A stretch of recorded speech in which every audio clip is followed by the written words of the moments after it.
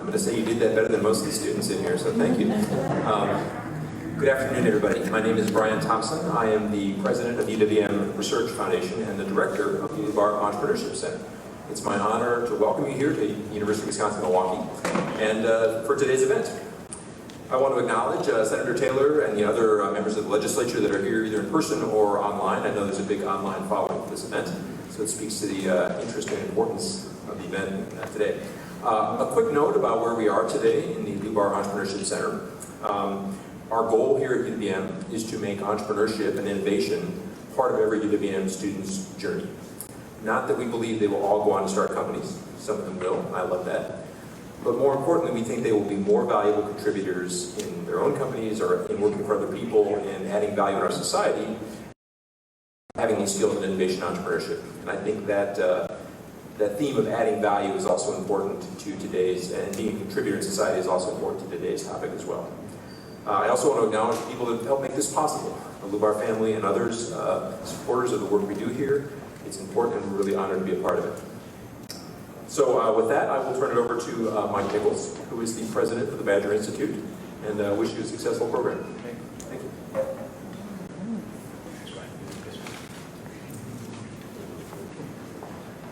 Thanks, Brian. Thanks for having us, and I too want to acknowledge folks who are here in person, and Senator Taylor, and we have a variety of other folks who are joining us remotely, and I want to thank them for participating as well. Kevin Carr, I know the Secretary of the Department of Corrections is, and want to acknowledge Kevin and them.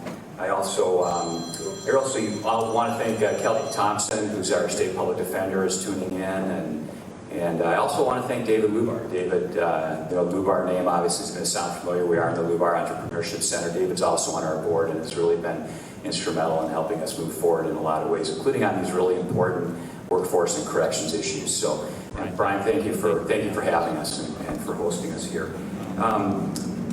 Reentry is a bipartisan concern. I was just talking to Senator Taylor about it. Enormously consequential. Senator Carr could probably give us the up-to-the-minute statistics, but there are currently approximately 20,000 people incarcerated in our prisons in Wisconsin. There are approximately, I think, another 63,000 people who are under some type of supervision. So that's 80,000 people in this state. That's approximately the population of Racine. At the Badger Institute, we use policy, research, and journalism to ensure opportunity. That's what we do. We believe in education. We believe in jobs. We believe in public safety. We also believe in individual responsibility and aspiration, which to me is another way really of saying the same thing. That's why we're so excited to hear the perspectives of those who have studied reentry, have been on the front lines, and to have the opportunity to ask questions. To wit, I hope, eventually, if you are tuning in remotely, there will be a link on your screen that you can use to ask questions, and they will come to me on an iPad. There's also a number to which you can text questions as we go on. There'll be a couple of different opportunities to ask questions. So I'll be the conduit. I'll review the questions. I'll make sure they're not redundant. I won't be the censor, just be the conduit, but we'll ask them at the appropriate times. We are thrilled at the Badger Institute to be a part of this. We're thankful to have smart people here like Peter Moreno from the Odyssey Project. I met Peter only remotely. We haven't met in person, but we met. There's Peter. You look different in person with your mask on, Peter, but we met remotely after an introduction by Stephen Skolasky at the Oscar Rennebaum Foundation, and we'll make sure to share this video with Stephen as well. Thanks in advance to you, Peter, for telling us a little more about the work you're doing. Peter, please.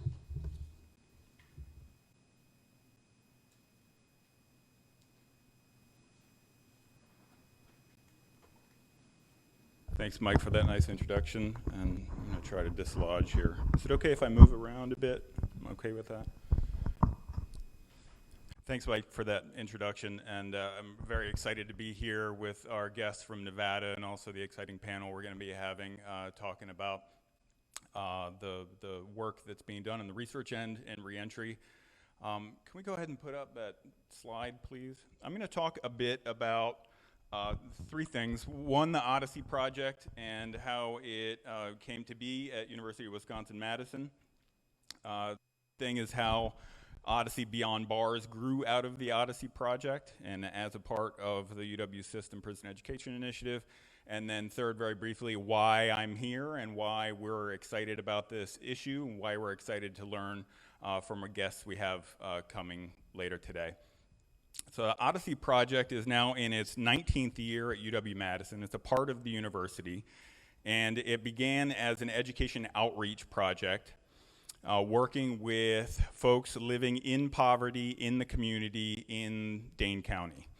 And the idea with the Odyssey Project is to give folks who maybe are not in a position economically where they have had prior access to higher education opportunities, but have the curiosity and the desire to learn, give these folks an opportunity to get a taste of college, and at the same time use that as a kind of jumpstart program, combining it with wraparound supports like advising and tutoring, alumni support, so they can use that experience in the Odyssey class as a springboard to a college degree. Not all of our students go on to college degrees necessarily, but most of them do go on to more college. And we're finding the other aspects of the impacts on folks' lives after they take the Odyssey program are becoming evident in other ways. So because this is focused on people living in poverty, we're paying attention as to the economic impacts of involvement in the Odyssey program. What we're seeing is people who go through Odyssey, their household income after a period of average 5 or 6 years goes up by about $18,000 a year. We're finding that although not all of them have earned college degrees, they are going on to more college. They're talking to their kids about more college. So most of our students say they're better able to talk to their children about the importance of college. Their kids are starting to talk about not if I go to college, but when I go to college. So we're seeing a lot of these ripple effects of the Odyssey program, especially as we continue to grow and take care of our alumni. So I've mentioned alumni a couple times. That is a huge part of what Odyssey does. So we have a part of Odyssey called Onward Odyssey. After you take that initial core year-long course in the humanities through Odyssey and you're done and you want to do more, we have advisors from UW-Madison who will work with you. We have an on-staff social worker who will help you work through some of those barriers to getting pursuing higher education. And in general, just creates a sense of community around those learners and those aspiring learners that want to go on and recast their lives through the lens of education. So that's what Odyssey is all about. In 2019, 2 years ago now, we decided to take what was working so well in the community in Dane County and apply it to the prison system. So we began teaching in 2019 credit-bearing college-level course in basic writing composition, English 100 at UW-Madison. We started teaching that at Oak Hill Correctional to 15 men at a time in 2019. That has caught on like wildfire. Everyone at Oak Hill is receptive to it. The students love it. There's tremendous demand for it. We're seeing our students write things like this. And I'll just read it to folks who can't see the screen. I took this class to become a better writer. It has helped me become a better father, son, and person as a whole. And these are pictures of some of our former students in the past couple years. So when I heard Mike's introduction talking about personal responsibility, it really resonated with really what I think the core of what Odyssey does. So a lot of people talk, when they look at what Odyssey does, they look at the humanities curriculum, they look at things like voice and self-expression and sort of developing a sense of place, and all those are valid. What it really comes down to for Odyssey is personal empowerment. So it's getting folks who think about their lives in one way, maybe that's overly restrictive, and getting them to change their mindset and think, I can do everything I see in front of me. There's nothing that's off limits because I realize I am smart enough, I have what it takes. I can be in a college classroom, I can communicate myself and my views more effectively than I could before. I can advocate for my position, I can advocate for my views, I matter. That's all of what Odyssey does. And what we found in applying that to the prison classroom is it's opening people's eyes to all kinds of things that they didn't think were possible before. That is what brings me to my third point, why I'm here and why I'm excited about what the presentations are going to be today and why I'm so excited to connect with all of you. So what we're finding is comes down to a logistical issue in the Department of Corrections. We're teaching folks at a prison that's 15 minutes from Madison, Oak Hill Correctional.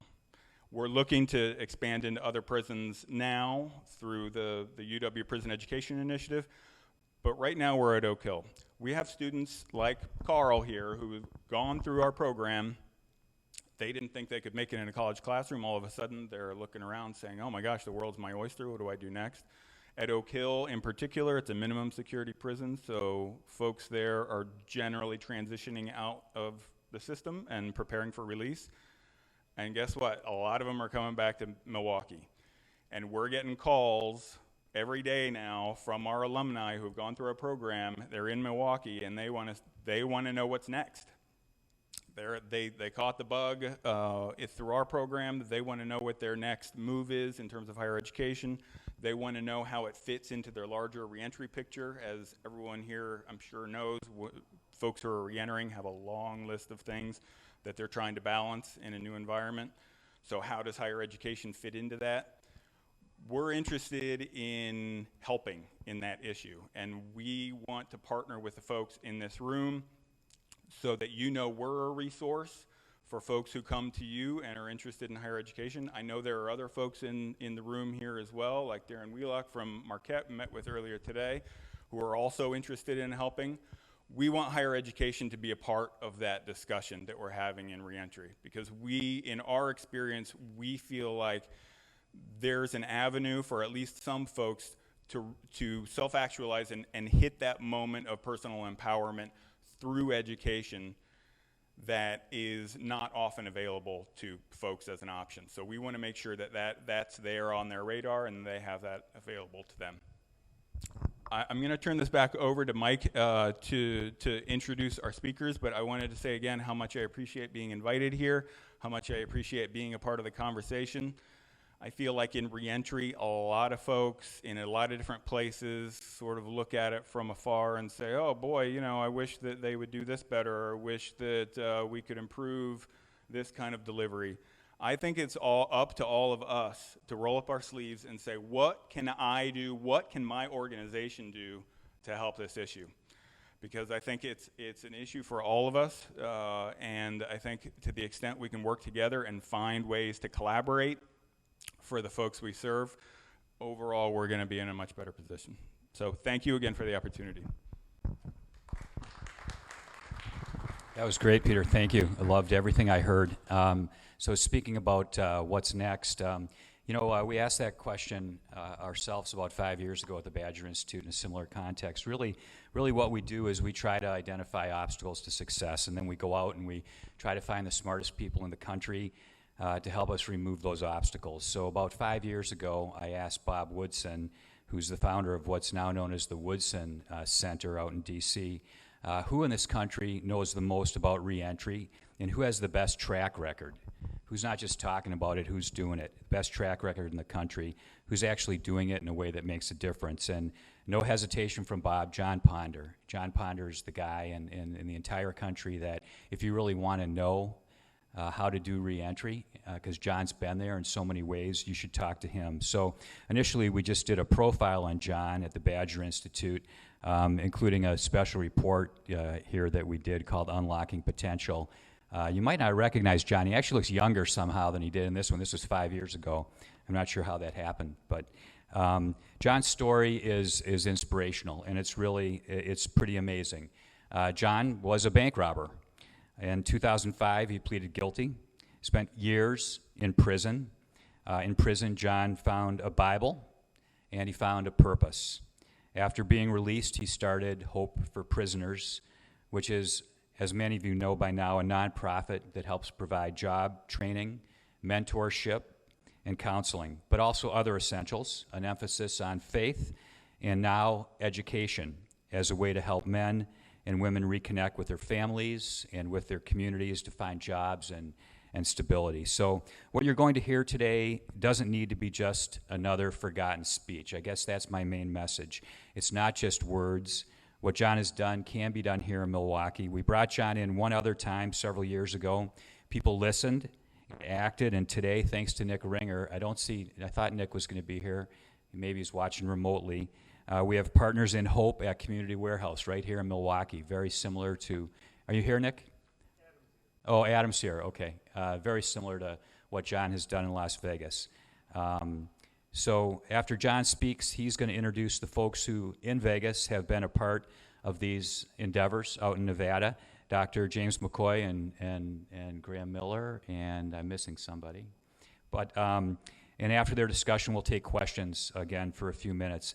You might know, by the way, just one other quick thing, that 1 year ago, next Tuesday, John was pardoned by the President of the United States. It was said that day that John's story uplifts the soul, inspires action, and unites us all as one nation under God. I believe that. I know John well, and I think you will too after you hear what John has to say. John, thanks for joining us.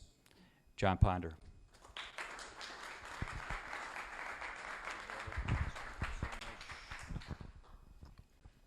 Well, good afternoon, everyone. And Mike, thank you for that introduction. I don't even need to tell my story now. The gentleman from the Odyssey School, man, thank you so very much for what it is that you're doing. It's just indeed refreshing to know that there are people out there that are putting in the work that you're putting in and understanding the importance of education for men and women who are formerly incarcerated. If you were to ask anybody who has ever achieved any significant level of success in life, how did you get there? If they're completely honest with you, can admit that they did not get there on their own. And we know and understand if you would improve the caliber of how you're gonna live the rest of your life, education has to be a huge component of that. And we're gonna talk about that a little bit today. While preparing for today, I came across some studies, and I'm not a guy who follows notes. I'm all over the place. I'm not a guy who can follow a PowerPoint presentation because I'll be all over the place. And I'm not really a guy who could stand behind a pulpit, so to speak, without preaching. So when I get done with this, I'm gonna have to move, because if not, I'm gonna drop a sermon in this room and then ask for an offering afterwards. But when we talk about education, if you think about the things that are taking place in our country and the conversations that happen, I was very excited to know that there's going to be an introduction of the Pell Grants that are coming back, and I'm very, very excited about that. You know, the Second Chance Pell experiment in 2015 was providing Pell Grants to incarcerated students in up to 67 programs through post-secondary education in state and federal prisons. The program was expanded in 2020 to allow up to 67 additional programs to participate. And since 2015, over 22,000 unique participants have enrolled in Second Chance Pell programs across states in the federal prison system.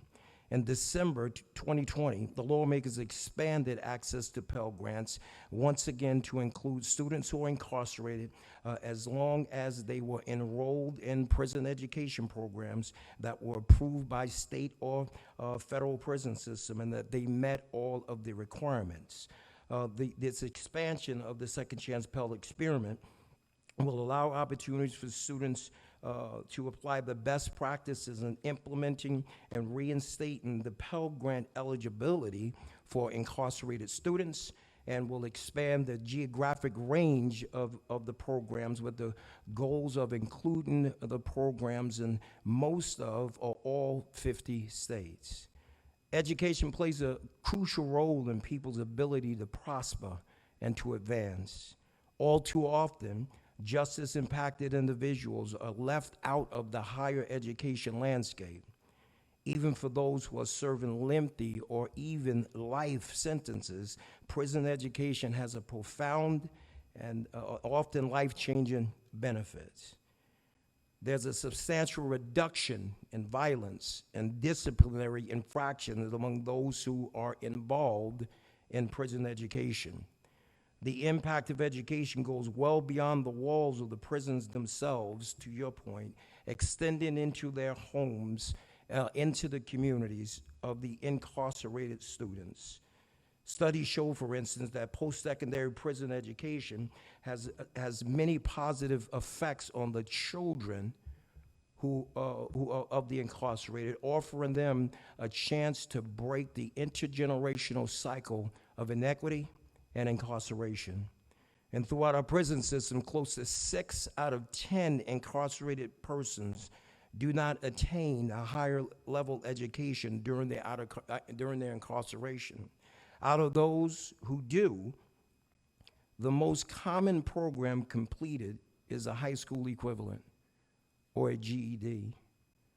Only 9% of those people in prison were able to successfully finish a post-secondary education while incarcerated. 2% of those completed an associate's degree, and 7% received a certificate from a college or trade school. By providing education in prison, it's proven to reduce recidivism rates and is associated with higher employment opportunities for those who are returning to our community, which will impact and improve public safety. So that as the men and women are returning back to our community, they can be productive, law-abiding members of our community. So by way of introduction, my name is John Ponder.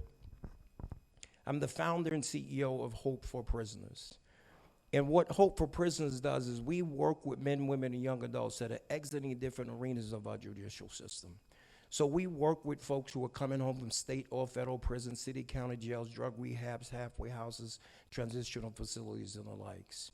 And what we do is provide the supportive services to help the men and women that are coming home not only get acclimated back into workplaces, but we make sure there's mechanisms in place through partnerships that we built up with employers that once they get inside these workplaces, they're gonna be afforded every opportunity to thrive and be able to grow and afforded every opportunity to succeed. We address the needs for them to get acclimated back into their family, which has been a missed mark in reentry since forever. It's like no one's ever given the particular close attention that is needed for the men and women that are returning back to our community. They have to get reconnected with wives and husbands and particularly get reconnected with their children.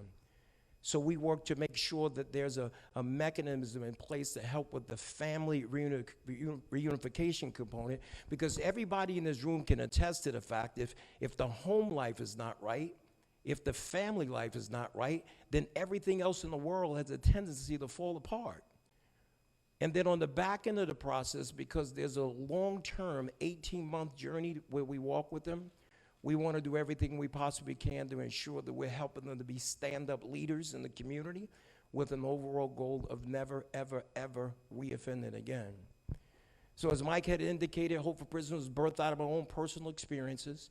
I was a guy who was coming in and out of the system since I was, 12 years old, in and out of different jails and prisons. And one day I stood in a prison cell and had a conversation with God and asked God to step in and turn my life around.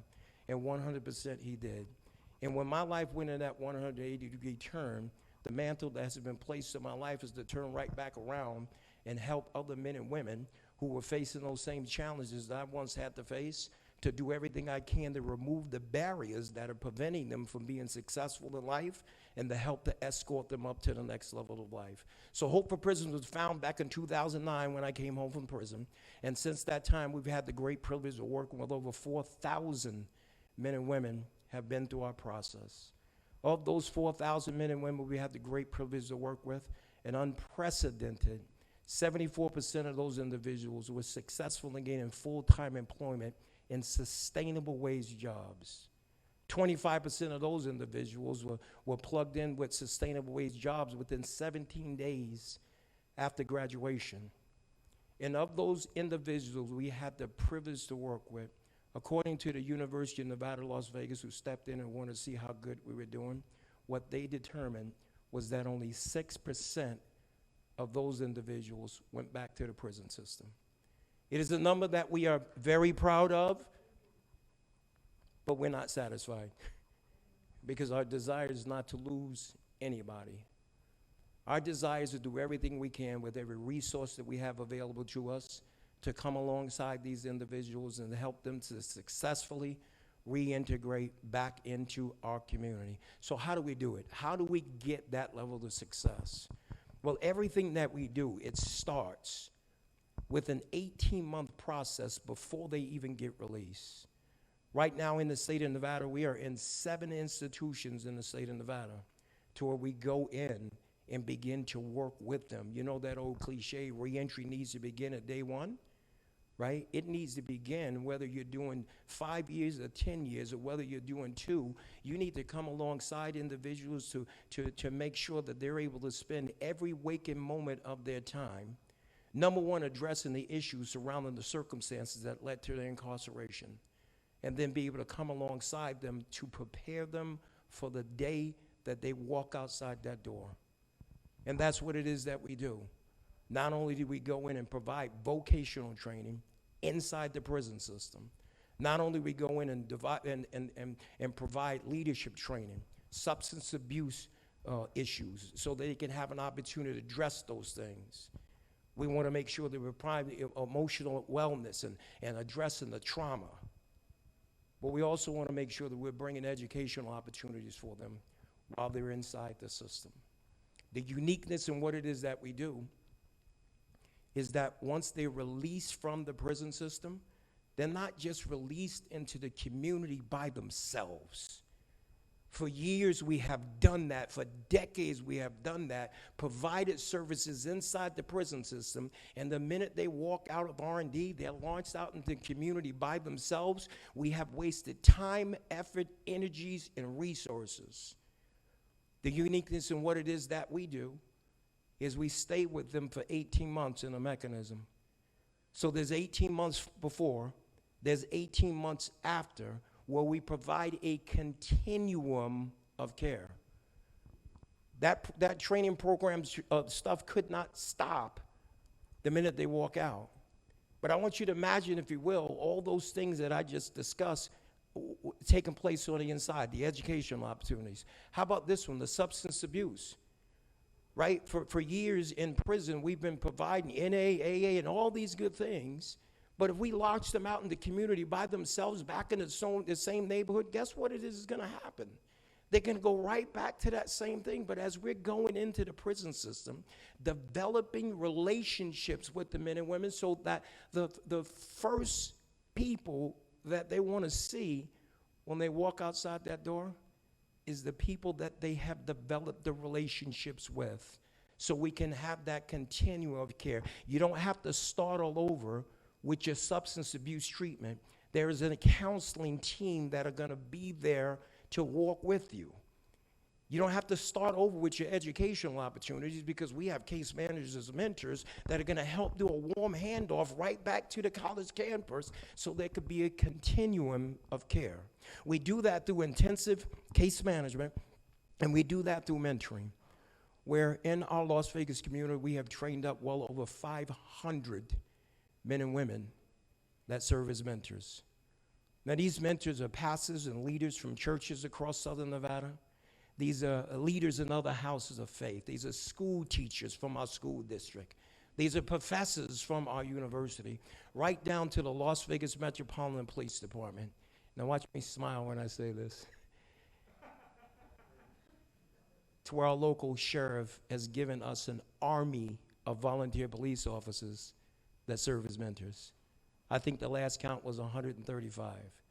Never before in the history of reentry, nowhere on this planet, to this magnitude, has law enforcement gotten this involved in mentoring and training formerly incarcerated people coming back to the community. And that level of partnership has caused such a win-win on both sides of the equation. Because if you think about it, our goal is to get men and women who are coming home from the prison system, get out in the community, never reoffend again. In order for us to be able to do that, it starts on the inside with that character change. We have to develop in them a love, respect and appreciation for the rules and regulations out in the community. We found that something very magical happened when we brought them into relationship with the men and women who uphold the law. And if you flip the coin around to the other side, the tremendous benefit is that this is forcing law enforcement to view people coming home from the prison system who are truly fighting for a second chance, to view them from a whole other set of lenses. Our goal is to get them back out in the community, get them gainfully employed.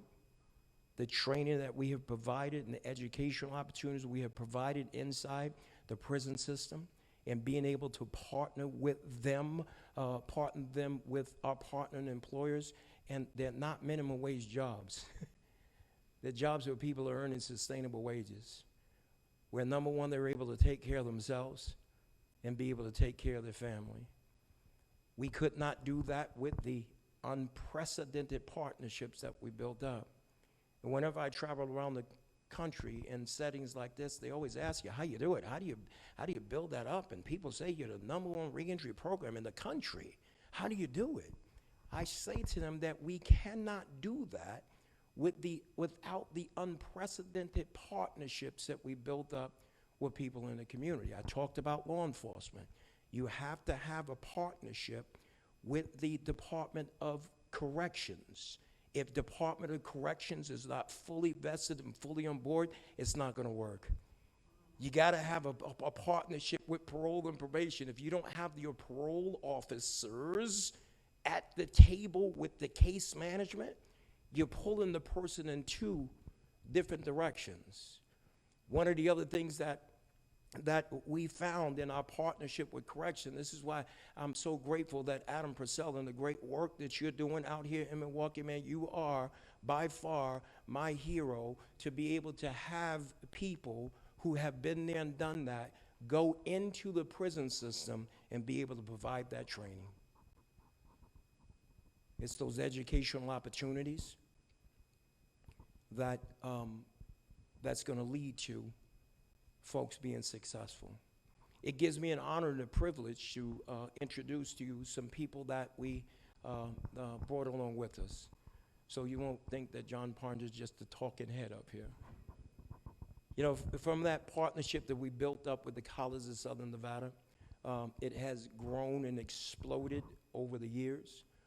So from the colleges of Southern Nevada, I brought along with me Dr. James Mccoy, so you can have an opportunity to hear directly from him. Also in attendance with me today is Mr. Graham Miller. Mr. Graham Miller has spent over 17 years inside the penitentiary, was introduced to educational opportunities while he was incarcerated inside Nevada Department of Corrections. And I'm going to give you an opportunity for him to hear directly from him what it is that he's doing today as a direct result of prison education. And in addition to that, I brought my other colleague, Dr. Carolyn Willis, who is a programs manager on staff at Hoover Prisons, but when Graham was released, she was his case manager. And I would love for her to be able to share the conversation that she had with Mr. Miller, stressing the importance of the education. So if it's all right with you, I'd like to invite you guys on up to have this conversation.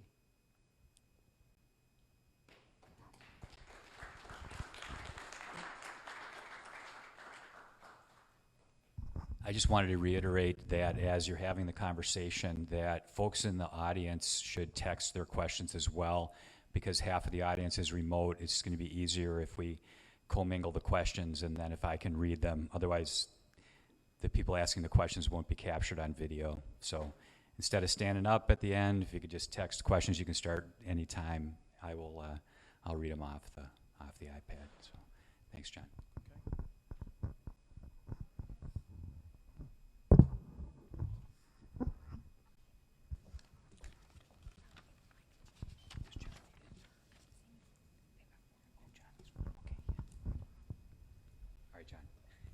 Okay.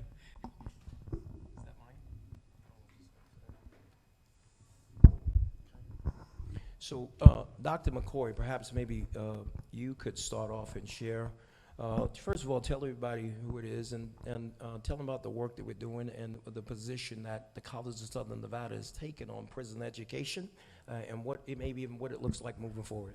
You bet. Well, good afternoon, everybody. My name is James Mccoy. I serve as the Chief Academic Officer for the College of Southern Nevada. It's a small little college in the desert of Southern Nevada. We service about 36,000 students every semester. And one of the things that I want to just give praise to right now, Mr. Ponder, is this man is visionary. When we talk about meeting students where they are, right? We talk about open access to higher education, equitable access to higher education. No matter who their mama is, who their daddy is, where they've come from, what crime they've committed, it's about creating that pathway to greater prosperity. We often talk, Mr. Ponder, right, about higher education being the great equalizer no matter what. And so when John came to us, when our legislature was about to meet in a biennium session in 2017, and we kind of put our heads together, and he says, I've got this thing called Hope for Prisoners, and we would like to partner with a higher education institution to provide that propensity for growth inside and outside those cell walls. And we looked at each other, I kind of looked at him, and I said, bipartisan? Prison reform? Reentry reform in Nevada? Okay. If you're in, we're in. And then he brought the community in. And I can't tell you how many times we sat in those benches, in those hearing rooms as this 2017 Nevada legislature was meeting. And by the end of that 2017 legislation session, it was unanimous support, Senator, unanimous support for this kind of reform. And so they provided some seed money to the College of Southern Nevada to take College of Southern Nevada and create a campus, if you will, on the inside of a men's prison and on the inside of a women's prison. And we brought our faculty, and we brought our staff, and we showed up. And we created a program in that 2-year pilot experience that wasn't just about offering a course. It wasn't just about paralleling what was going on in programming through Hope for Prisoners, through substance abuse reform, and English 101. It was about comprehensive care. And going back to what we refer to in the Nevada system of higher education as meeting students where they are. We met them where they were. We created that pathway. So I want for just a moment, I'm having a hard time sitting here, I just need to stand for just 10 seconds. I want you to imagine right now you are in cell block C at High Desert State Prison. Put yourself there. See it? You've seen this in the movies, maybe you've experienced this in the local reform center. The inmates trail in. They're gathered in rows just like this. It's their first day, their first exposure to college. And they sit in uniform fashion in parallel, just like this. And I have the blessed opportunity to join Mr. Ponder, and we sit and we introduce ourselves and go something like this. Ladies and gentlemen, in this case, ladies or gentlemen, depending on which group we're talking with. My name is James Mccoy. I serve as the Chief Academic Officer, and I serve as a professor at the College of Southern Nevada. This is your college, 20 miles up that road. I want to welcome you to your first day as a college student. And I pause. And I wait for the reaction. And some of the young men, some of the young women kind of just stare at me stone-faced like, is this for real? We've heard promises before. Others are staring at you thinking, oh my goodness, this could be the next chapter of my life that I've always prayed for. And then there's this moment, and John, I know you know this well, and Graham, I know you remember this, where we say, today, we brought a team of people. Behind me, we've got the senior brass of the Nevada Department of Corrections. We've got employers, we've got apprenticeship leaders, we've got union labor trade leaders, we've got the president of the college, we've got the faculty who are going to bring you along, we've got case managers from Hope for Prisoners who are here for you, we've got financial aid people, counselors, tutors, we brought the community. We're meeting you where you are. And today, you're going to trade in that Nevada Department of Corrections number for a Nevada System of Higher Education number. Today's the day that you will remember moving forward as the first day of the rest of your life. And it's that tone set that we do on that first day where we bring the community, we meet our students where they are in that moment, and we set the expectations. This is not just about taking Composition 101 or preparing for OSHA in certification in trade and vocational readiness. This is about creating a cadre or a cohort of learners, and in higher education, we call that learning communities. And you're going to do this journey together. And in one short year from now, when you've completed that 100 hours of pre-apprenticeship training, when you've completed those college credits and they're transcripted, not with an asterisk on the transcript saying you took those at the correctional facility, but a real college transcript, we're all going to come back, and we're going to bring the governor with us, and we're going to celebrate you on your graduation day. Then you're going to release, and you're going to make 2 phone calls on that day. And I love saying this next part, friends. The first call you're going to make, no doubt, is to someone who cares about you and you care about. That's fine, we'll give you that.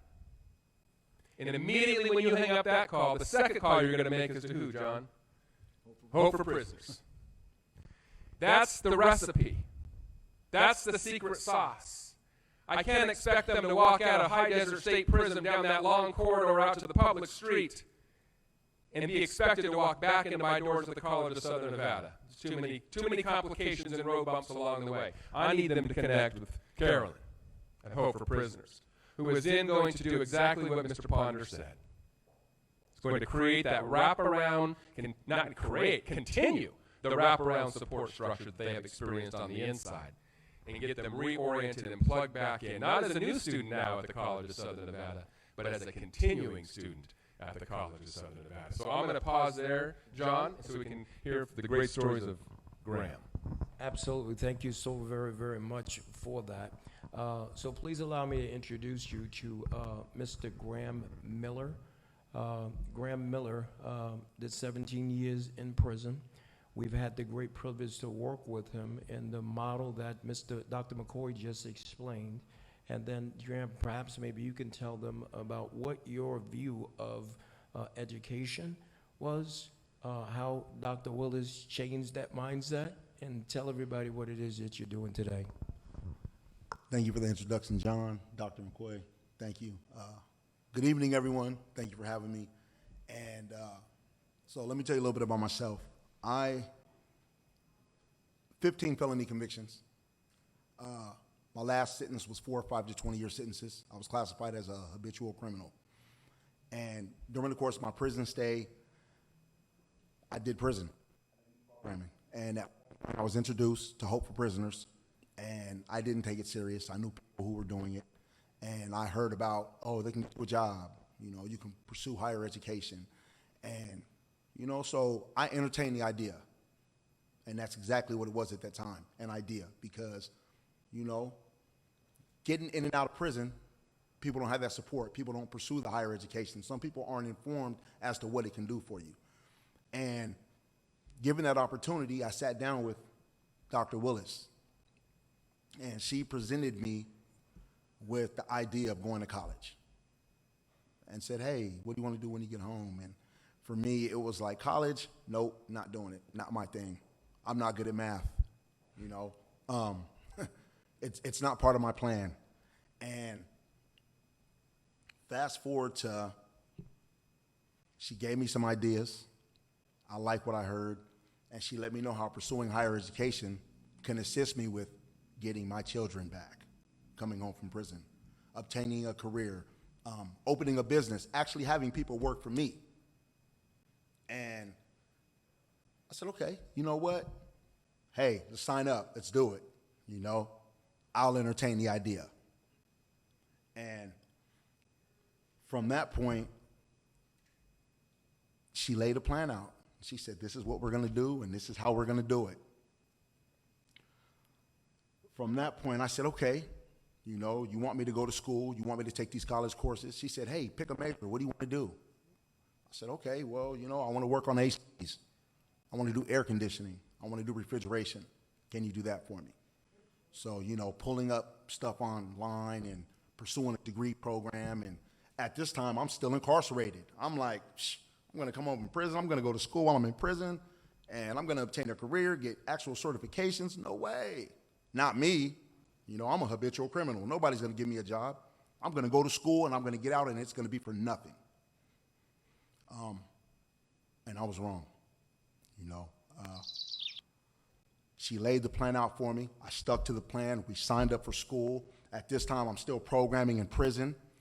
I'm having to deal with the lockdowns and you know, just prison life, but still pursuing the higher education. From that point, I was transferred to a facility that allowed me to pursue it even more, that allowed me to get a job, still incarcerated, Nevada Department of Corrections. And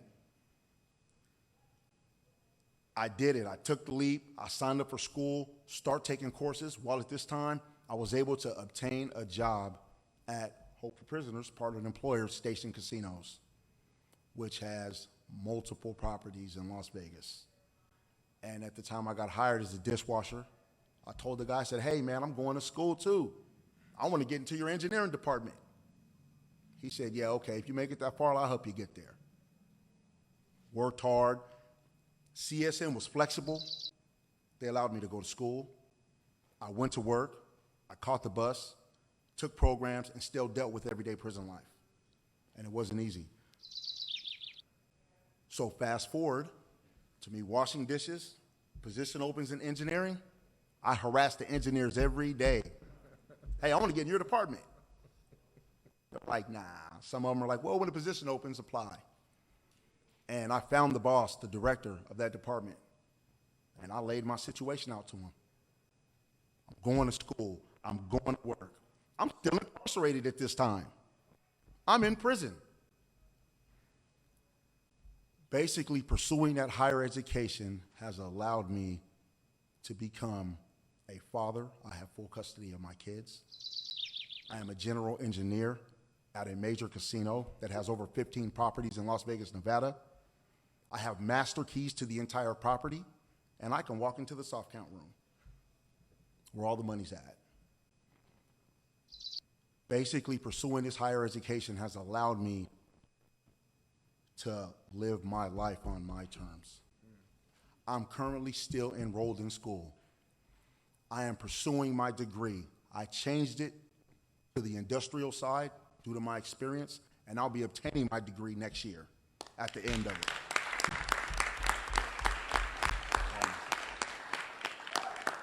Air conditioning technology and food service refrigeration / central plant. John Ponder, Hope for Prisoners, College of Southern Nevada, and Miss Carolyn Willis, Dr. Carolyn Willis, has allowed me to, the day I got released from prison, I bought a vehicle, went and got a place to live, took parenting classes. I have custody of my children. I'm soon to be married, and I've been promoted to a relief management position, which in turn is going to turn into a management position. And that's what I'm doing today, and that's what my feelings are on higher education. Mr. Nola, thank you so very much for that. Very, very proud. But Carolyn, you saw the other end of that, and I know you put a tremendous value on education. Can you just share with us your interactions with Graham, and why was it that you pushed him down this educational track with CSN? So when I first, hi, my name is Carolyn. I'm a program manager at Hope for Prisoners. It opens opportunities that you would never ever have if you don't have an education. So for me, I'm really, really huge on the educational piece. Thank you so much for that, Carolyn. And Mike, I'm going to yield it back over to you to see if there's any questions or anything. I'd love to have the opportunity to get some questions and field some. Yeah, this is a kind of a follow-up, but I think for Graham, and also a follow-up to some of the things that you had to say. It's a question about how you come to believe in yourself. You know, how do you work to help incarcerated folks see themselves as students? When the opportunity is given, they can see themselves as someone who can do it. Most of this work is overcoming the dehumanizing aspect of incarceration, which makes people see themselves as incapable. of pursuing higher ed. Maybe I just wonder if you could follow up a little bit more on how you came to believe that you could do this and have, I guess, what the academics call agency, right? Like you could make Yes. do it yourself. So for me, it was about having that support system. You know, you have a support system. It's not only about believing in yourself, you know. When you have people who are willing to stand in your corner and they're genuine about what they say and what they do. I mean, how often in life are us as human beings just told what we want to hear? People tell you what you want to hear just to maybe shut you up, get you out the way, or move on. When you have people that are genuine, willing to help you and assist you, not giving you the keys, but giving you the roadmap to how to get the keys, you know, it makes you believe in yourself a lot more, you know. And having that, when you start to see the results of the work you're doing, when I start going to school and I start seeing the results of me going to school and pursuing a higher education and sticking to the plan,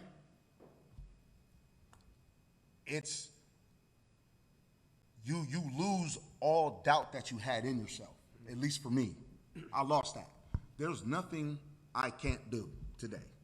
There's people at my job. I started out washing dishes, and within 2 years, more than doubled my salary, all because of what somebody else said I couldn't do as a formerly incarcerated person.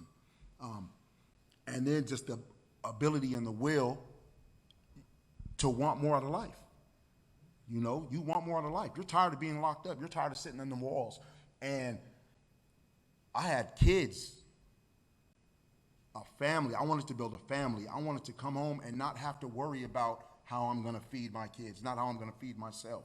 You know, so the support system from Hope for Prisoners and CSN working with me and being flexible and understanding I had a full-time job, understanding that, hey, I have to catch the bus. Sometimes I'm going to be late to school.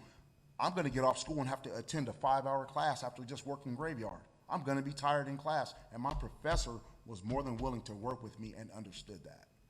So that gave me, all doubt went out the window. It's a wrap. I'm doing everything I want to do today plus more, you know. So when people have that support, that's going to help them move forward. I would like to add something as well. Like Graham said, one of the things as a practitioner that I found in giving people back the confidence that they need to know that they can accomplish anything is to see them as a human being. A lot of times during incarceration, you lose your identity as a person, as a father, as a mother, as a member of the community that you need to return to. And often it's the unspoken things that someone that has been formerly incarcerated that they don't say. You know, the emotional aspect that you don't want to talk about because you've been to prison and you should come home and you should be tough. And it's breaking down those barriers and letting them know that the person that's sitting on the other side of the desk, we do understand. We do want to see them succeed. We want to touch all those things and remove those barriers, because sometimes the barriers aren't physical. They're literally emotional. They can be mental. And those are the things that we need to be able to tap into to let individuals, as they come home to their community, know that they belong, know that they are a part of the community. They're not the sum of what they were accused of or sentenced for. And once we're able to do that, it literally motivates them, because the sense of belonging, that social bond that you need to have to be a part of something, if you're able to tap into that, you tap into their humanness and you let them know, we see you as a human being. We don't see you as what you're labeled as. So I think that is a huge factor, and that's what our organization prides ourselves in. There's no judgment. Whenever we meet with someone, it doesn't matter what your background is. The fact that you're there, I always tell clients, I don't care what you did yesterday. Today you're here telling me you need help. What matters is what you do moving forward from today. Also, John Ponder has a famous saying, I had to conquer the enemy on the inner me. You know, so you conquer the enemy on the inner me, then you'll have no problem moving forward. That was great, thank you. I think this one might be for Dr. McCoy or maybe for John. I'm combining a couple of questions here. It's basically about funding. Where does your funding come from? What percentage comes from where? Another person who sent a query in is of the opinion there's just not enough legislative funding. Is that where money has to come from? Are there other sources? I'm going to let Dr. McCoy take the first. I'll take the back. Well, sure. I'll start on the educational piece. No doubt what Mr. Pondra was talking about earlier today related to Second Chance Pell. Federal reform in the Pell Grant space with the ability to benefit is absolutely essential to move this forward to scale. Thank you, Senator. Pause that there, because when we talk about the ability to benefit and the reform work that happens on the inside with these kinds of secret sauce recipes, if we don't create the opportunities, and Second Chance Pell has proved this, right? I mean, we've seen this. We've seen this across the states. In these institutions that have Second Chance Pell, the propensity for the ability to benefit to continue on the outside of prison post-release only continues.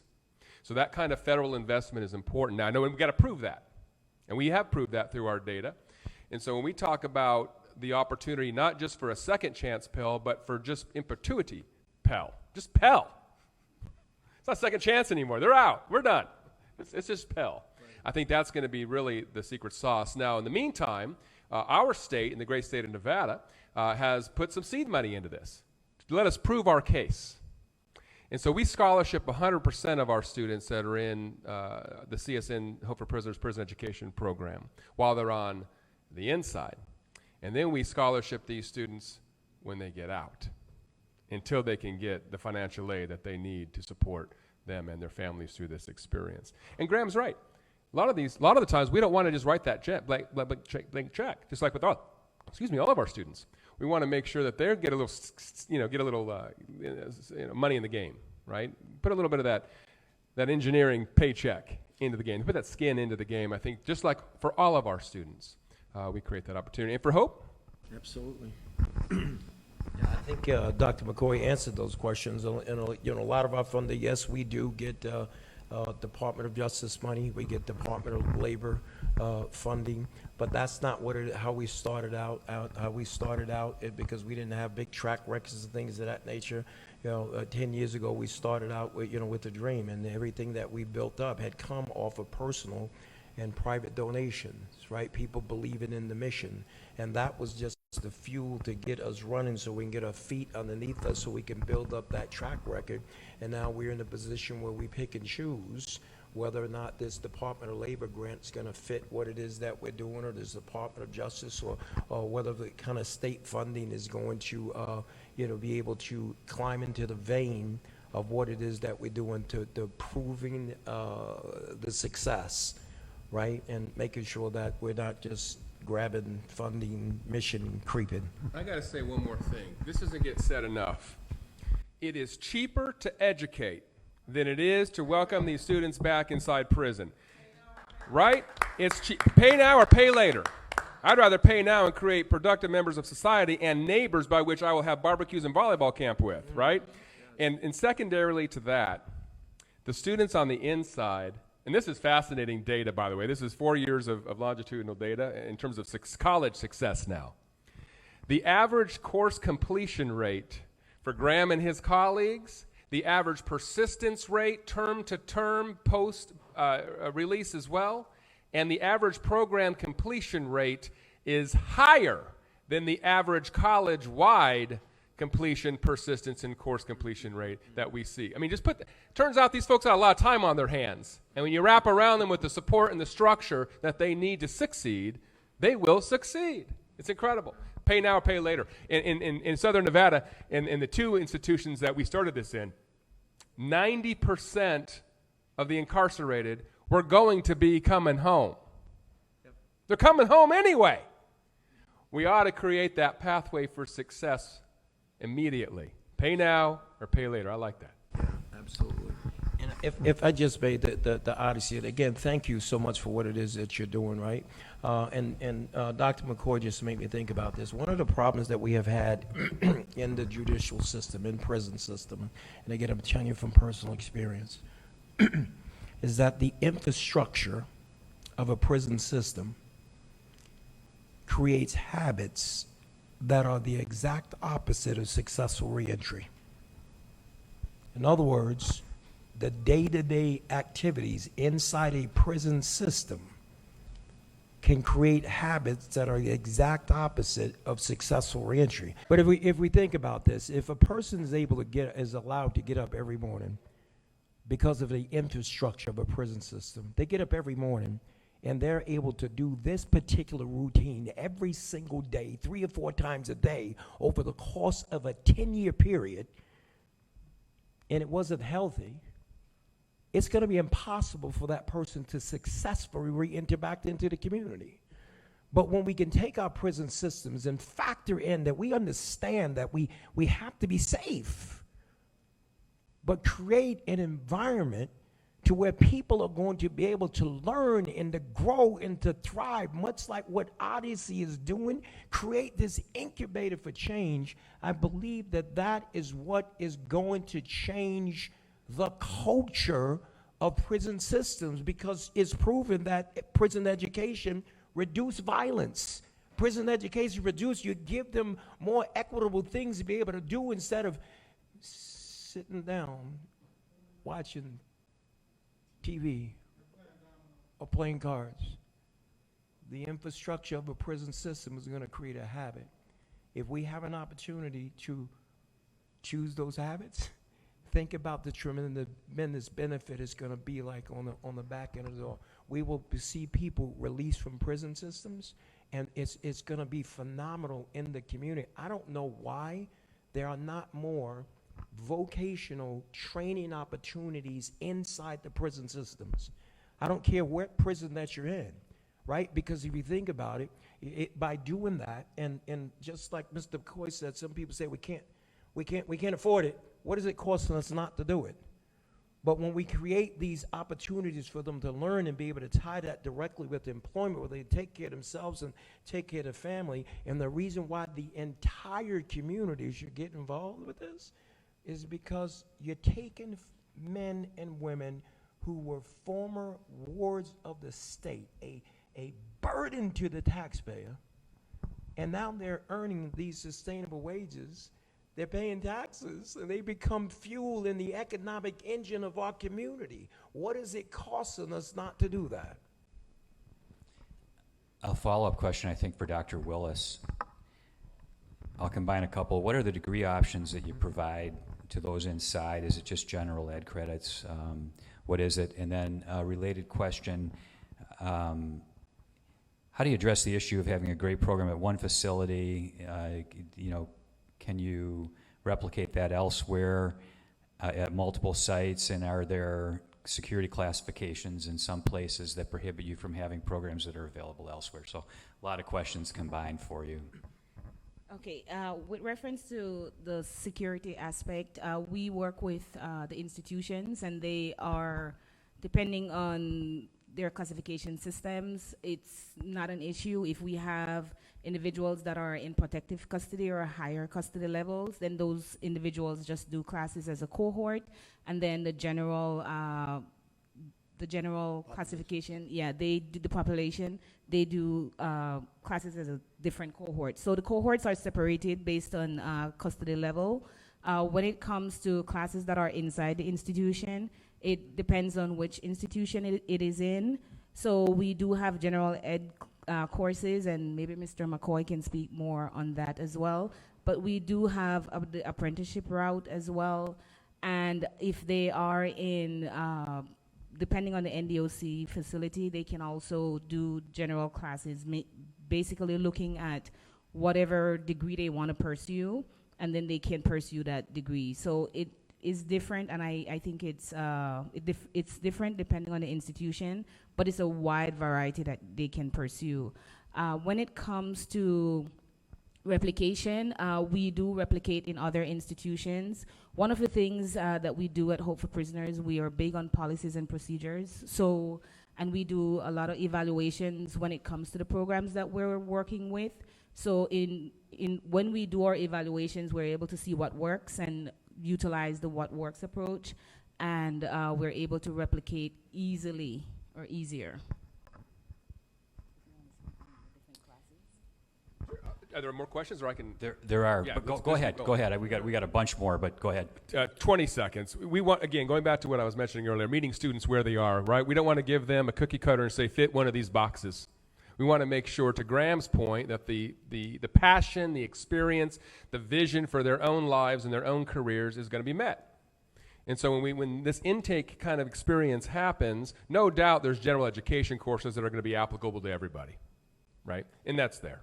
But when we talk about the opportunity then for trades, for example, the vocations, the apprenticeships, the unions, the employment that comes along with that, those are kind of created as each student needs them. And I just want to say real quickly on scale, that 2-year legislated pilot in 2017 is about a $300,000 investment is all it was, pennies in terms of a state expenditure. But what it proved over those 2 years is that scalability opportunity, as any good pilot should do, right? And so what then in the next legislative session, that $300,000 was $1 million line item. And then we were able to bring this to replicability to Northern Nevada, at Western Nevada College, and at Truckee Meadows Community College. So three of the higher ed institutions now in the state from that one bit of seed money. A question about, do you work with the apprenticeship process to help people with that route if a college degree is not best for them for whatever reason? That's the name of the game. In fact, when we first got started, we anticipated about 50% of the students were going to pursue sort of a traditional college degree kind of experience, right? General ed, liberal arts, med school, law school, whatever they were going, right? And we found that to be the case the first year. But after that first year, as we really began to listen to what the vision our students had for their own lives, we realized that probably 75 to 80%, depending on the cohort, were destined for a specific apprenticeship experience with a very specific union connection point. And once we opened our eyes to that and realized what that opportunity meant, when we can bring the unions in as employers at the front end through partnerships that John and Carolyn were talking about, that was a game changer. You know, we just built a Raiders Stadium. You hear about this in Las Vegas? We just built a Raiders Stadium. Had the first Monday night football game 2 nights ago, right? We had students that were at Casa Correctional Center building that Raiders Stadium as part of an apprenticeship experience paid for by the labor unions. Now, if that doesn't speak to economic sustainability and growth when we get our unions involved, I don't know what does. That was a heck of a victory for you guys, that Raiders game. Just a couple quick ones. One more for Graham. This is a paraphrase. One of the questions was, do you think vocational training should start in high school? But let me paraphrase that and just say, is it ever too late? Vocational or gen ed or whatever? Absolutely not. You know, for me, I'm not a spring chicken anymore. So, and I wasn't upon the time of my release. And I wouldn't have thought that at this point in my life, it would have taken me 40-something years to be able to get ready to buy a home, have a couple vehicles, have custody of my kids. A vocational program is important at any stage in life when you're ready to make that move. You know, you can be 50. There's a gentleman that just came into our apprenticeship program at Station Casinos as a junior engineer, and he's 58 years old, just because that's a career he wanted to pursue. So it's never too late. It's never too late. Thank you. Hey, John, we got about 2 more minutes for a question that I think is for you. What's really unique here is the transition process. There are a lot of places in America that have some education programs, probably not as good as the ones that you offer. But the real key, it seems to me, is how do we transition people that are getting education, you know, back into the community, back into jobs? What are the major challenges, John, in achieving that? And what do we have to overcome to get to where you are? Right, so we can probably stay here and it'll go more than 2 minutes, but we know and understand that there are several things that we need to address in helping formerly incarcerated get back into the community. We address the needs for housing, we address the needs for training, employment, family reunification, and transportation. right? So there are many barriers, but I think that we do such an injustice if we do not get into the system early on so we can be able to identify the barriers. We have to be able to go in and do a needs assessment and say, what is this person going to need the minute they walk out the back door? And we get out there in front of them to make sure that we can do whatever resource we have to be able to put those things together. So, I'm sorry, we've got some other great questions. We just can't get to all of them right now, but I think we could probably share John's information later on so people can maybe follow up with you directly if that's not too presumptuous on my part, John. no, please do.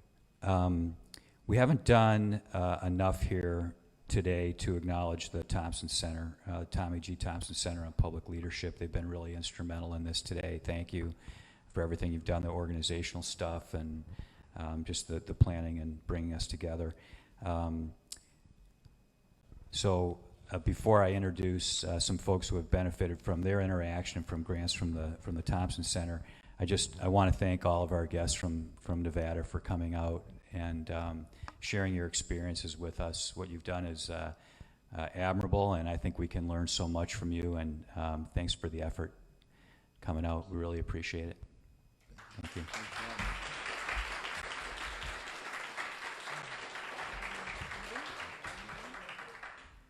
I think we're done, yeah. Got to kick you guys out of there.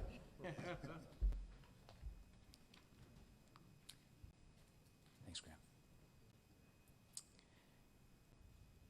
We've got about half an hour left. Want to introduce two folks who are recipients of the Thompson Center Research grants. Dr. Tina Freiberger's Dean of the Helen Bader School of Social Welfare here at UW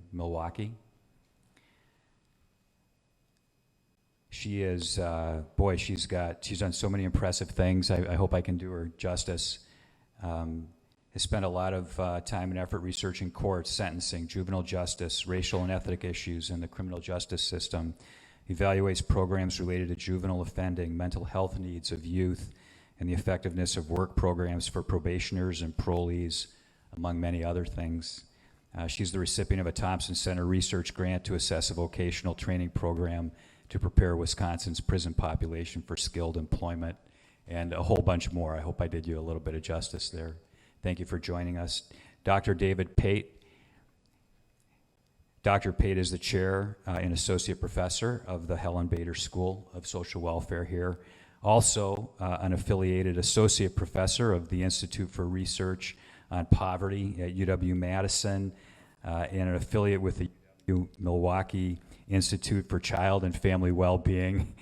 Dr. Pate uses qualitative research methods to examine life course events of African American men and boys, and is also the recipient of a Thompson Center Research grant, this one to examine services for returning incarcerated persons transitioning back into their communities. So I'm hoping each of you can share your experiences and knowledge with us. And again, I just want to encourage folks in the audience and at home just to text or use the link to send questions in, and then we can have a question and answer period in 15 minutes. And then we'll have 15 minutes for questions, and I hope that works out. So, thank you. Okay, well, thank you for that nice introduction. And hello everyone, I'm happy to be here. So I do want to say that this project was the result of a grant from the Tommy Thompson Foundation. And I did work with a co-PI, Rebecca Conkle. Can't hear me? Thank you. Is that better? Would it be better to use this one? All right, good? This one? No? All right, there we go.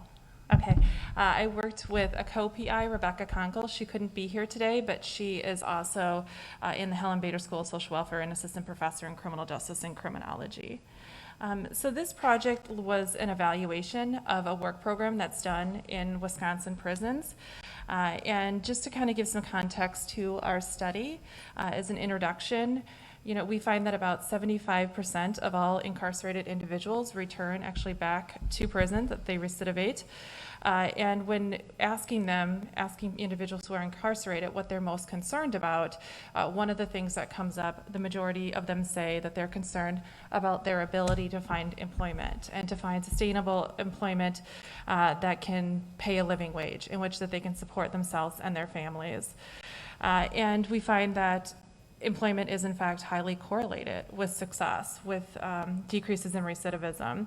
And individuals face a lot of challenges and a lot of roadblocks in securing employment. So they have discrimination and stigma associated with previously being incarcerated, as well as we also find really large pay gaps. So oftentimes when they do find employment, it's for lower paying jobs. And there's a large pay gap between those who are incarcerated and those who have not. So, the question is, what can we do about this, right? How can we change our outcomes? And some of the things in literature that have been found to be successful is to offer some kind of vocational and employment programming while people are incarcerated, and also giving them real work experience while they're incarcerated. And it's very important that they're in professions where they can find jobs and find jobs very quickly after they leave the institution. And just some conclusions. Again, we'll have the full statistical analysis that'll be forthcoming. But overall, the qualitative assessment looks like it's a very favorable program, that the participants found it to be a helpful program. They felt, confident that they would be able to find employment afterwards, and the staff also was very confident that they would be able to find employment. So that's it.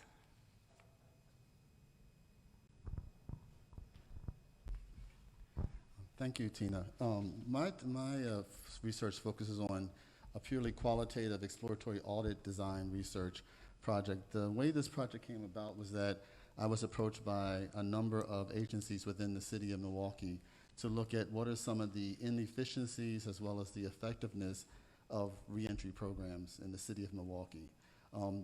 My work has been with men since 1997 in the city of Milwaukee, where I've done a number of exploratory work and a number of research projects that really raised a number of issues that where men had all the well-intentions and motivation to be employed, maintain employment, but there was often a number of policies that would hamper their ability to be in that employment, anywhere from child support payments to administrative sanctions to a number of other issues that I fully didn't understand. And so I was really excited that a number of agencies wanted to do this exploratory audit project, but also very excited that Thompson the center wanted to fund this opportunity for me to just explore for an exploratory matter what was going on in the city of Milwaukee, and also what were some of the concerns that were being raised by men who were returning from prison with a number of offenses. As you can see in the next slide, there's a number of agencies that worked with me. All of them were involved in the proposal that we submitted. Women who offered this to deliver services, but also who were recipients of services, so that we can have a better idea of when we want to do a fuller grant, which we'll talk about later. I'll talk about later what we could learn from them. Next slide. As you can see here, there's three things that I wanted to highlight, and I forgot to print out my papers like my dean did, so I feel very inefficient here. But I have it on my phone, but I can't see everything. But one of the things that's really important about this project is that Wisconsin has the highest rate of incarceration of black males. And so this project focuses solely on black men and what are some of the barriers that black men face, in particular when they're returning to a city like Milwaukee where the population is 43% and above sometime. Also, all of the partners were really concerned that we were having repetitive services, offering some of the same things in multiple spaces, but maybe there could be a better way of efficiently using dollars from federal and state agencies that offer this money for, like, for example, driver license recovery. Maybe there needed to be one or two of those places as opposed to maybe three or four, which I wasn't aware of. And one thing about this project that I liked, I was truly someone who was naive and ignorant of this topic. I don't study criminal justice issues in the way that my dean does, but I wanted to go in there very naive and be someone who was learning the whole time as what does work and how do people get services. So just like the people who were my partners who knew a lot of information, It was an opportunity for me to learn with them what really does make a difference and what doesn't. So this was really, again, our audit time of learning this. And thirdly, this is an issue that generally both sides of the party want to see. People want safety, and people don't want people returning to jail necessarily. So this is an issue that I thought we could really get some collaboration around from a political vantage point, but also from a community vantage point of what we could do to move these men into a space where they were able to be self-sufficient, but also take care of their families and take care of themselves without consistently having the system be something they were a part of. Next slide. So the objective of our study was really to educate and mobilize stakeholders who affect returning incarcerated citizens. That was the main objective. I wanted to really know what were the issues that people face, what worked, what didn't work. When you're in prison, what was the transition back to the city? What are you told? What is the post-release, pre-release? How do you work with a parole officer? I know there's a different name for parole officer now. They're called a community something. But anyway, I should know that, right? But I don't know it right now, but it'll come to me in a few minutes. But it was really me trying to, and I'm someone who studies policy as opposed to behavior. I look at how do policies affect people's behavior, and how do policies may help have people make decisions that are that are supposedly in their best interest. The other part of this project was to use this data to derive the realignment of the existing reentry service landscapes so that it's at scale with the risk, need, responsivity of Milwaukee's returning population. To really look at when someone is returning back to Milwaukee, how do you reduce their risk of recidivism? How do you reduce the risk that they violated something? How do you reduce the risk that also them not knowing? And I'd like, for example, in some states, people who have been incarcerated can't get food stamps, but not all men know that who are returning, or they can't get housing, and they can't live in the same area, or they can't get a job based on their previous criminal behavior. So it was just really important for me to do a lot of listening with a lot of people. So the methods that I used were qualitative methods that primarily consisted of focus groups and some interviews. I looked at a lot of descriptive data, and then I did some content analysis to see what were the major themes that were coming up over time. With the participant groups, it was important for me to talk to anyone who had committed a felony of some type and released from prison. And our group was very interested in not only having the populations that we generally talk about, but also I did a special focus group with men who were sexual offenders, because I just didn't understand that population myself, and it's a population that I had a hypothesis that, and generally qualitative researchers don't have a hypothesis, but my hypothesis was there is nothing for that group because of moral and state issues about what the crime is they have committed. And so I had a group of 10 men who were identified as sexual offenders, thanks to the help of Project Return. And then I had another group of 13 men who had committed a variety of other felonies, and interviewed both of those groups for about over 2.5 hours, talking about just what has been their transition from prison to home and what were all the barriers they faced. Their salary amongst the group was less than $12,000 a year. Even though it was interesting, one of the men in the group that I talked to had a PhD and had committed a crime. Yeah, what am I learning here that we can use for a bigger grant? We also did a major focus groups I did with provider groups, and that was with 19 Milwaukee-based agencies. The total number of participants in that group was 42. The majority of them were males, ages 32 to 75. The average years of service was 13 years. And they worked in a variety of areas that you can see listed on the slide that's up there. The majority of them, in terms of the number of clients, I remember asking how many clients they all served collectively. And there was over almost 10,000 people they had served collectively. So I had a good idea that they knew what they were talking about. And the majority of them worked with the male population because I was focusing on males. Some of the primary themes that I heard from the men was this whole issue of survival. And survival to the point that when you are let out, and your immediate thing that I didn't know was that you had to meet with your PO immediately within those first 24 hours, brought up all different kinds of issues, from transportation to, I don't know how to navigate the city anymore, how to use the cell phone, which bus do I use, or when do I get off, or who do I talk to, or how do I even reacclimate to being in society, was something I heard a lot from these men. So this issue of survival, and as well as survival within the community they came from, because if they don't know any place other than their own community, that was problematic. The issues of surveillance was a big issue for many of these men. They talked about that they're always in a space where they really still are not free from the prison system. Someone is consistently watching them, or watching their behavior so they don't do anything, so it makes them feel as if they have no choice but to do a bad behavior sometimes. But that was an issue as well. The lack of support. Many of the men said if they knew they had someone who was going to support them when they came home, even before they came home, that made a big difference in their transition to being in a healthier and safer space.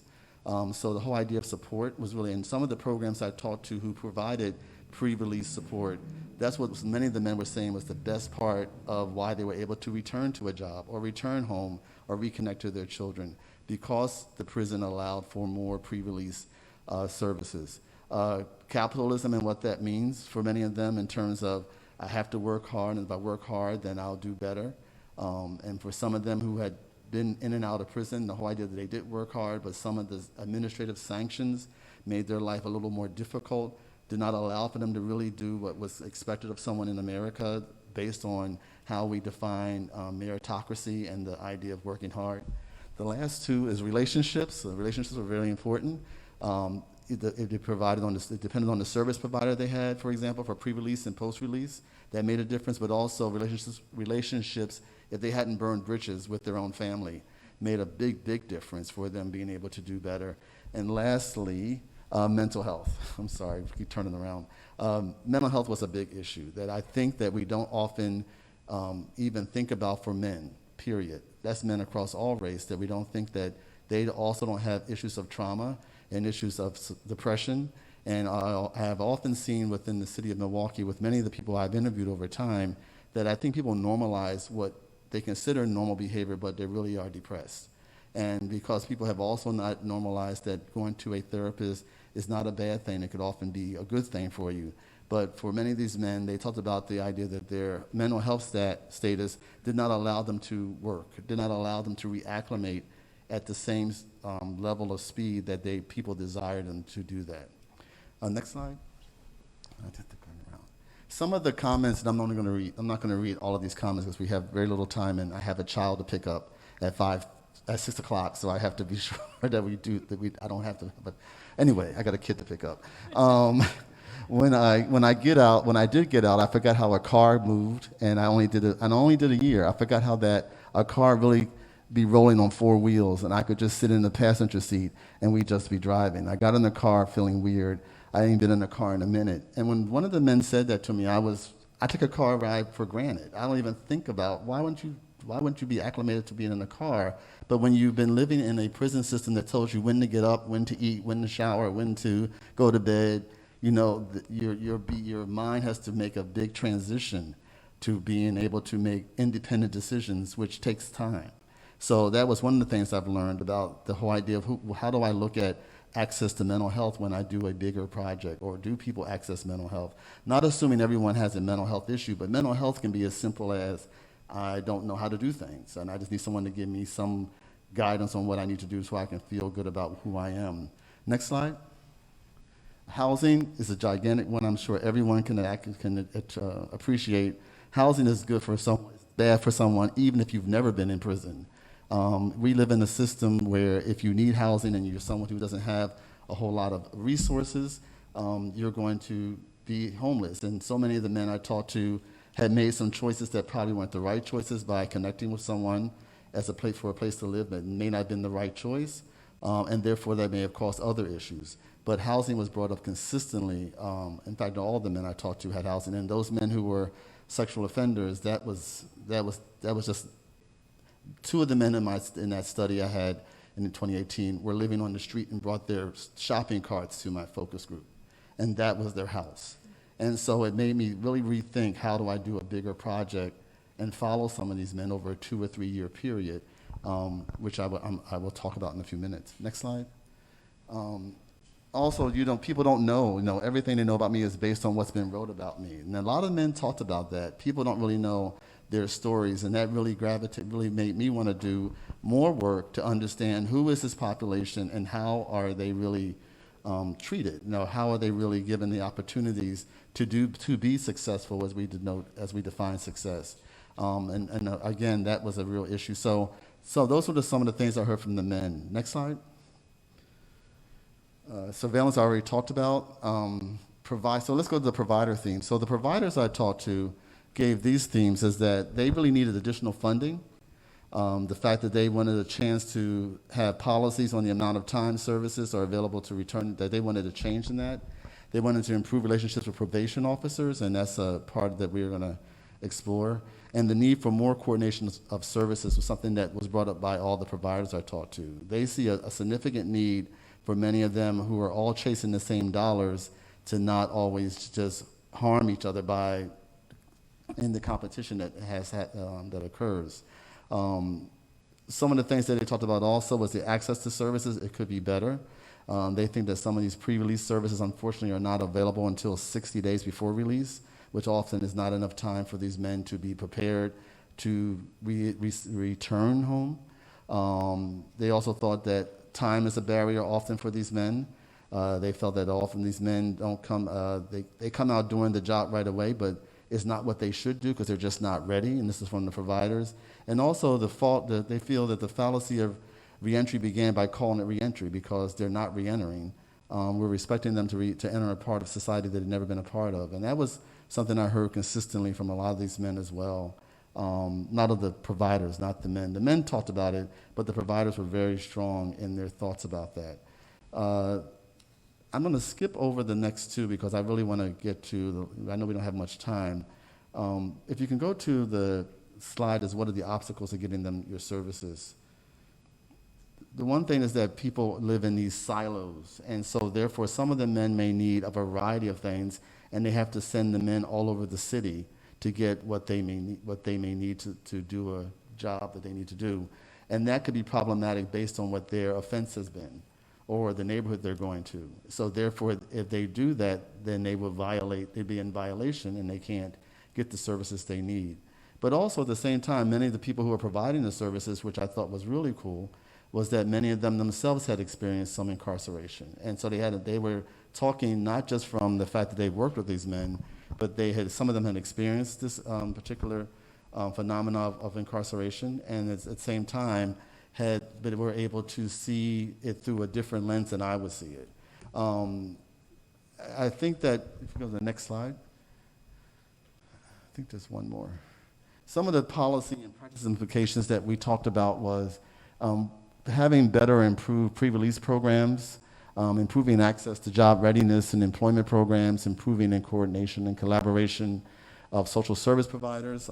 So many of these men, and so many of the service providers I talked to, even though many of the service providers in this project were men, some people just still are not comfortable providing service to men for whatever reason, and I think they need to have better training on that.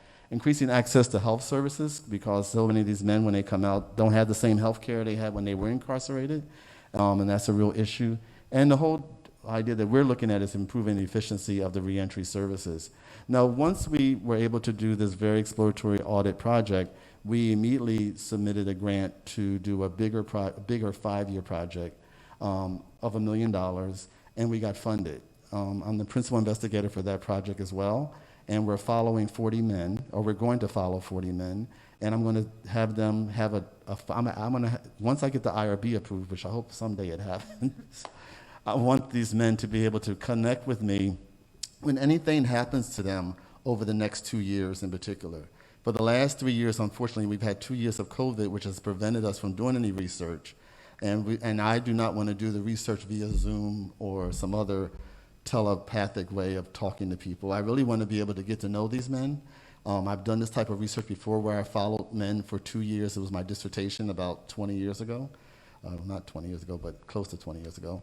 And I would like to repeat that, but this time with the focus on just what are the barriers from the second they become, once they're released and they connect with me. And I'm working with, and if you go to the next slide, my partners in the project are Project Return, Employ Milwaukee, Center for Self-Sufficiency, I'm forgetting somebody, Community Advocates, and UWM, that's me. And so those are the places I'm working with, who are going to provide me with the men. We're going to have, of course, oversample, but I'm going to have 40, hopefully consistently have 40 men working with a research assistant to document just what are the barriers, and to come out of that with hopefully significant policy changes that looks at particularly issues of administrative sanctions, which really are policies that a state can change that allows people more access to safety and well-being. So I'll stop there and go on and take any questions, I guess, before I have to go get my kid.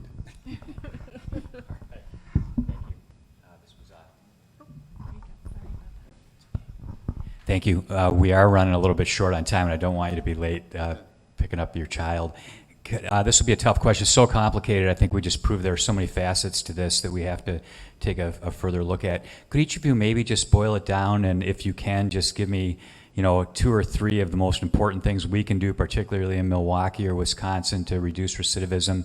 I know that's a tough question. I know a lot more quantitative work has to be done, but can you focus on just a couple things that you think we ought to, we here ought to focus on? Tough question. That's a really tough question, but I would say us here, one thing is just to have kind of an open mindset, like you was talked about too in the last panel, and is a theme is, to encourage businesses to give people a chance. I mean, because those individuals need a chance, and also those businesses need those employees. So there really is a win-win, and we do have a workforce that is being left out at a time that we need more people in our workforce. So it really is a good opportunity. And I work quite a bit with the California Department of Corrections and Rehabilitation, and they have been kind of one of the leaders in the country on rehabilitation, and their whole mantra and what they tell all of their employees is they're like, today's incarcerated individual is tomorrow's neighbor. So the way that we treat individuals when they're incarcerated is going to impact who they are when they leave and how prepared they are to leave. So I think that is a really great saying. I think it's important for all of us to remember that and to continue to kind of send that message.